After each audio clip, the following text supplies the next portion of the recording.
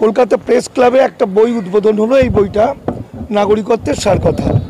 এই বইটা আমারই লেখা, যেটার মধ্যে বোঝানো হয়েছে যারা আরএসএসের ইতিহাস, যারা দেশভাগের নামে বাংলা ভাগ এবং যারা তৎকালীন সময়ের কমিউনিস্ট পার্টির কার্যক্রম না বুঝতে পারবে, তাহলে আজকের এসআইআর বোঝার ক্ষমতা নেই। এই বইটা গবেষণাধর্মী বই। এই বইটার মধ্যে সমস্ত তথ্যগুলো আছে এবং যে সমস্ত একদম প্রখ্যাত অ্যাডভোকেট, যারা ভারতবর্ষের এবং কলকাতা শহরের হাইকোর্টের প্রখ্যাত মানুষরা এই বইটার সঙ্গে, যাদের সঙ্গে আলোচনা করে, যারা বইটার ভিতরে ঢুকে এই বইটাকে সহযোগিতা করেছিলেন, তাদের অন্যতম হচ্ছেন, যেমন সব্যসাচী চ্যাটার্জি যেমন আছেন, সেরকম অন্যতম হচ্ছেন ওমর ফারুক গাজী। ওমরদা, এই বইটা সম্পর্কে আজকে যেটা মনে হয়েছে যে 4.5 কোটি মানুষ, হিসাব করলে দেখা যাচ্ছে, চিরকালের জন্য বেনাগরিক হবে, অথচ মানুষ কিছুই বুঝতে পারছে না। এখন এই বইটার মধ্যে নাগরিকত্বের ইতিহাস, কেন দেশভাগ, কীভাবে হলো, কীভাবে ধ্বংস করলো, গোপন রিপোর্ট সেন্ট্রাল গভর্নমেন্টের কী আছে, সব তথ্য এর মধ্যে দেওয়া আছে বইটার মধ্যে। এগুলো দেওয়া, এবং এটা আমরা ভেরিফাই করেছি। মেন উদ্দেশ্য হলো যে জন্মগত নাগরিকত্বর যে প্রশ্নটা এসছে, জন্মগত নাগরিকত্ব যেটা হলো আপনার এই এসআইআরের যে ফার্স্ট ফর্মটা দিচ্ছে, এই ধরুন এই যে ফর্মটা, এই ফর্মটার ফার্স্ট পেজটা তো সবাইকে দেয়া হচ্ছে, এইটা দেখবেন সবাইকে এসআইআরের ফার্স্ট পেজটা দেয়া হচ্ছে, কিন্তু এই সেকেন্ড পেজটাকে বিএলওরা এই সেকেন্ড পেজটা অনেক জায়গায় দিচ্ছে কিনা আমরা জানি না।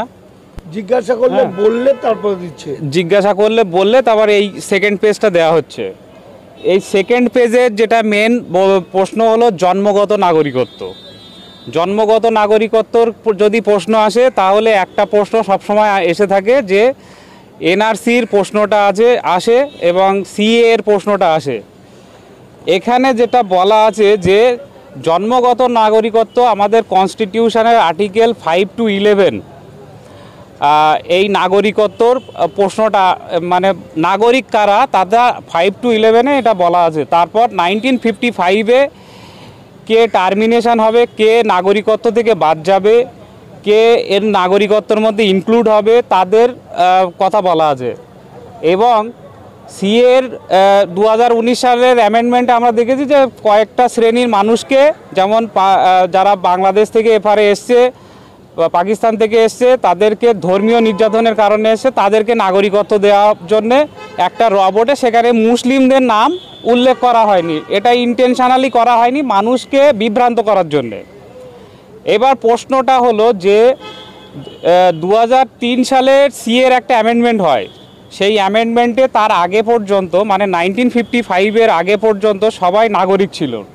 2003 সালের সিএর অ্যামেন্ডমেন্টে যেটা আসে সেটা হলো যে এখানে ইল্লিগাল মাইগ্রেন্ট কারা, সেটার কথা 2003 সালের অ্যামেন্ডমেন্ট হয়, যেটা 2019 সালের অ্যামেন্ডমেন্টের আগে হয়। হ্যাঁ, এবার এই যে এসআইআরের মেন গল্পটা হলো এই জন্মগত নাগরিকত্ব।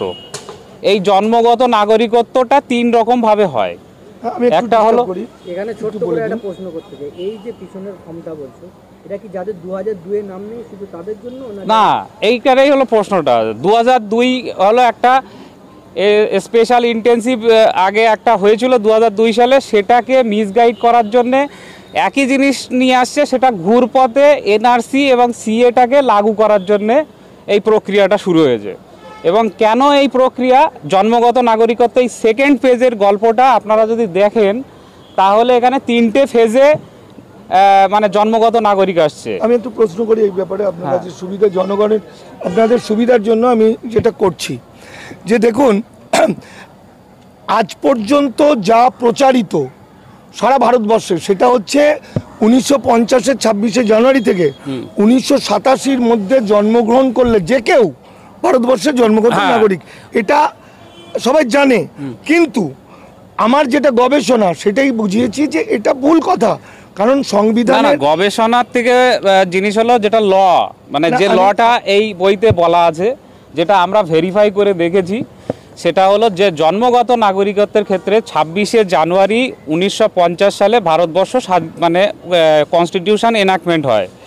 তারপর থেকে 1 জুলাই 1987 পর্যন্ত যারা মানে ইরিসপেক্টিভ অফ মানে বিদেশি, ধরুন তাদের বাবা মা উভয় মানে বাংলাদেশ থেকে পাকিস্তান থেকে পুরো ভ্যালিড ডকুমেন্টস নিয়ে এসে তারা যদি জন্মগ্রহণ করে তারাই নাগরিকত্ব পাবে। মানে বৈধ বিদেশিরা যে কেউ এলে হবে না, যে কেউ এলে পাবে না, বৈধ বিদেশিরা। তাহলে এই জায়গাটা আমার প্রশ্নটা থাকে, এই যে বৈধ বিদেশিরা যেটা এই ফর্মে যেখানে লিখছে, দেখুন ভারতের বাইরে জন্মগ্রহণকারী, তার মানে এটা বাংলাদেশ পাকিস্তানের কথা বলা হচ্ছে।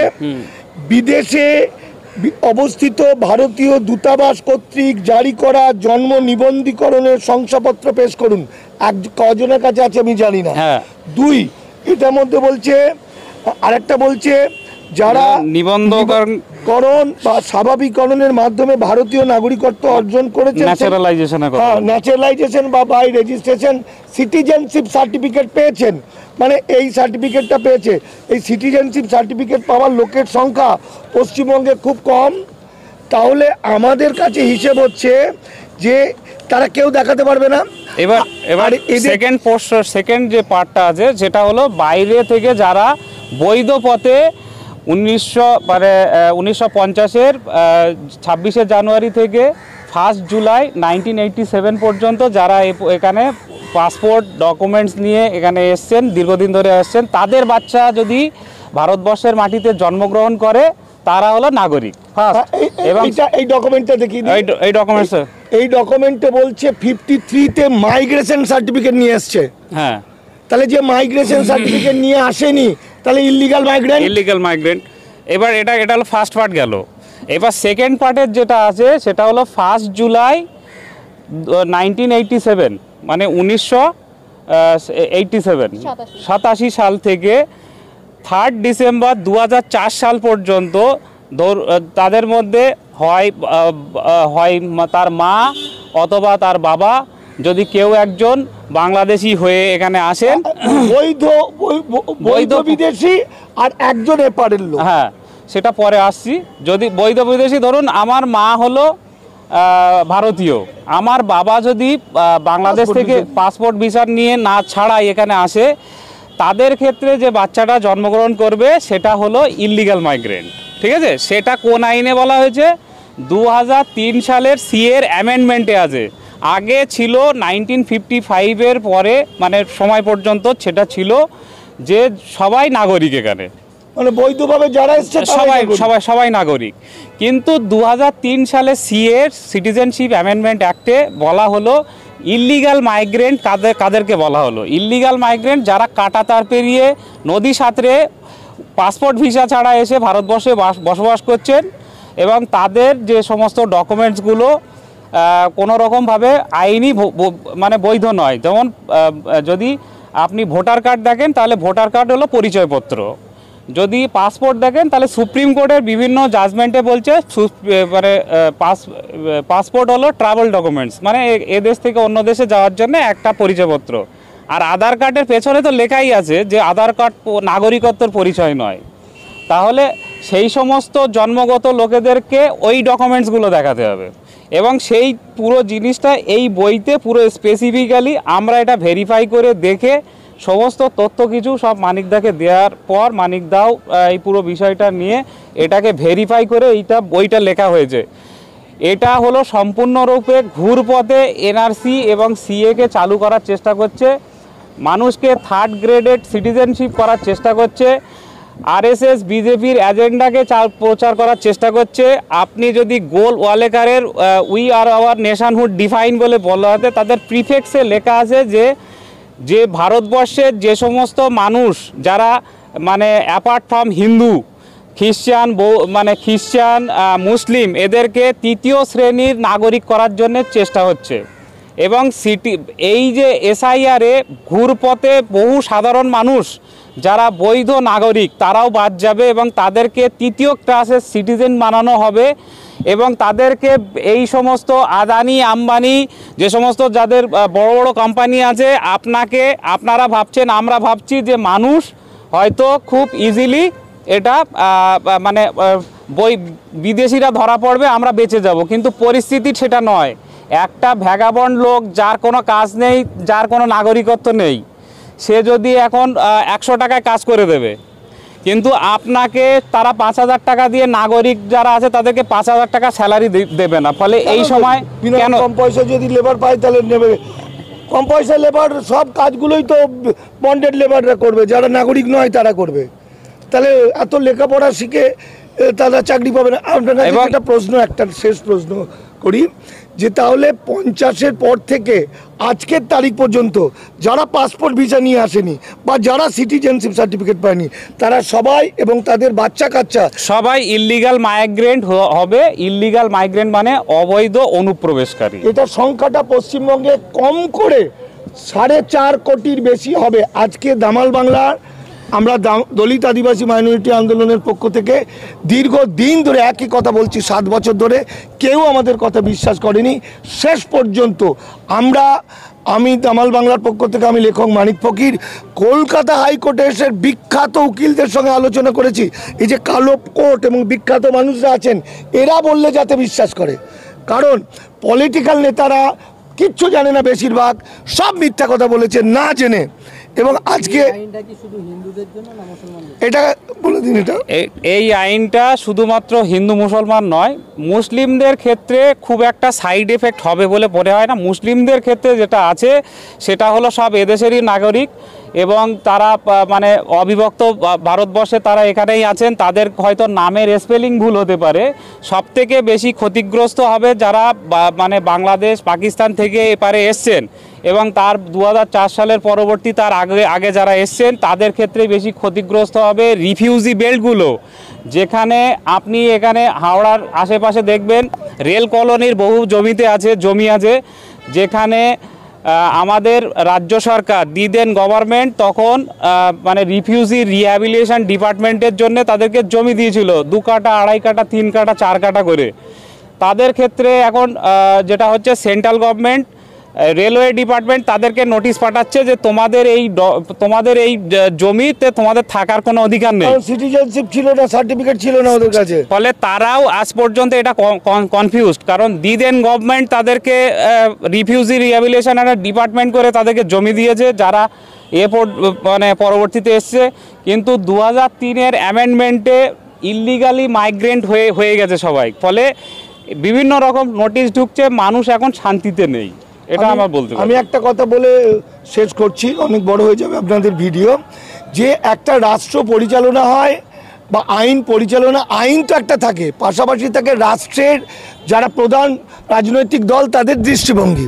ফলে আইনত মুসলমানদের ভয় কম।